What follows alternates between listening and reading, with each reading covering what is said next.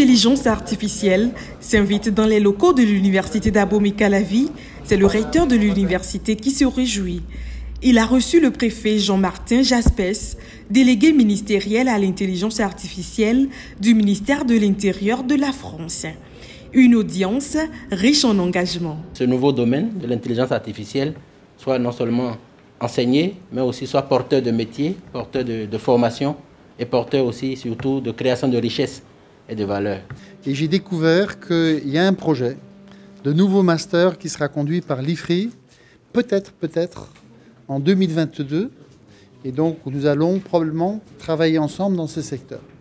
Et la deuxième chose, il y a une conclusion de cette réunion, c'est que nous allons offrir la co-construction entre la délégation ministérielle pour l'intelligence artificielle chez nous à Paris et le département phare de l'intelligence artificielle ici, qui est l'IFRI, qui a une dizaine de doctorants dans l'intelligence artificielle, d'un chatbot.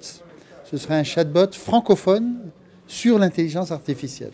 L'université d'Abomey-Calavi refuse de rester en marge des formations sur l'intelligence artificielle, un enjeu de taille. Pour nous, c'est un profil qui est un profil d'avenir et nous allons encourager nos étudiants que cela intéresse et mettre en place les différents partenariats qui vont garantir des formations de qualité, des formations grâce auxquelles ces étudiants seront en mesure de s'auto-employer. On ne peut plus faire l'impasse sur le numérique, où on est au numérique, où on est au bord de la route. Après les échanges, une conférence inaugurale est faite pour lancer les formations.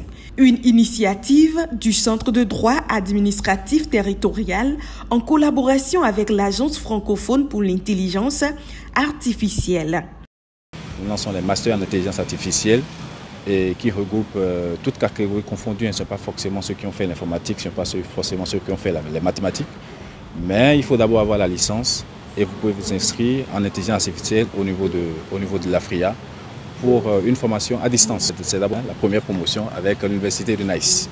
L'AFRIA, l'Agence francophone pour l'intelligence artificielle, a signé une convention avec l'université de Biarritz, avec la présence du docteur Eric Adia, qui est le président de l'AFRIA, et du professeur Serge Miranda, qui est le directeur de la formation en intelligence artificielle en présentiel sur Paris. Nous allons co-construire, donc on va faire d'abord des réunions à distance, en visioconférence, pour que les ingénieurs data scientists travaillent ensemble. On a choisi un langage un peu international qui s'appelle RASA, R-A-S-A. C'est un système en open source. Donc il y aura peut-être un moment d'apprentissage de nos amis au Bénin pour qu'ils connaissent RASA. Et ensuite, eux, ils vont renseigner des questions. On va renseigner des questions. On va jouer avec cette machine commune.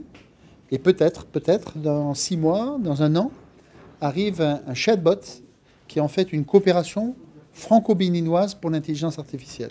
L'intelligence artificielle, enjeux, opportunités de formation et perspectives, c'est le thème de cette conférence. La formation en ligne pour le cycle de master a une durée de 2 ans. En même temps que je suis content, il faut dire que je suis satisfait. Parce que j'ai compris en fait qu'en Afrique surtout, particulièrement disons au Bénin, nous avons disons manque de beaucoup de choses. Je suis très contente d'assister à cette formation en intelligence artificielle parce qu'il y a plusieurs problèmes qui se posent, dont notamment le problème de la dissémination des données confidentielles.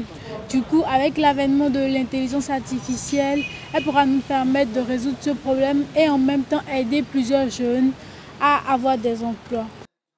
Cette intégration de l'intelligence artificielle dans les formations de l'université d'Abomey-Calavi sonne comme un pari gagné pour l'emploi des jeunes, un véritable levier de boost de l'économie nationale.